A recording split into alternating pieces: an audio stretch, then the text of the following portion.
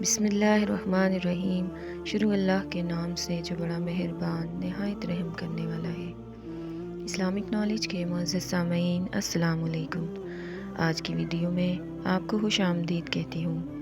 معزز سامعین، اگر آپ مسلمان ہیں اور نبی پاک صلی اللہ علیہ وآلہ وسلم سے اور ان کی باتوں سے محبت رکھتے ہیں تو ویڈیو کو مکمل دیکھیں، کیونکہ آج کی ویڈیو میں اس شخص کا ذکر کرنے جا رہی ہوں جسے نبی پاک صلی اللہ علیہ وآلہ وسلم نے بد نصیب کہا ہے۔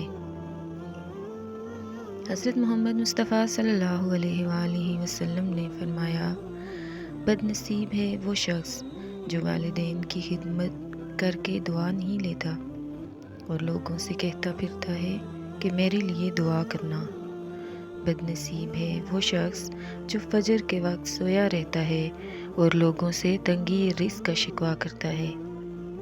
بد نصیب ہے وہ شخص جو نماز عشاء نہیں پڑھتا اور دعاؤں میں پرسکون نیند تلاش کرتا ہے۔ بد نصیب ہے وہ شخص جس نے ماہ رمضان پایا اور اپنے رب کو راضی نہ کر سکا، اور آپ صلی اللہ علیہ وآلہ وسلم نے یہ بھی فرمایا، جس نے میری ایک حدیث سنی اور دوسروں تک پہنچائی، قیامت کے روز اس کے لیے میری شفاعت واجب ہوگی۔ معزز سامعین، امید ہے آج کی ویڈیو پسند آئی ہوگی، تو لائک کریں، چینل پہ نئے ہیں تو چینل کو سبسکرائب کریں اور اپنے پیاروں کے ساتھ ویڈیو شیئر کرنا ہرگز نہ بھولیں۔ شکریہ۔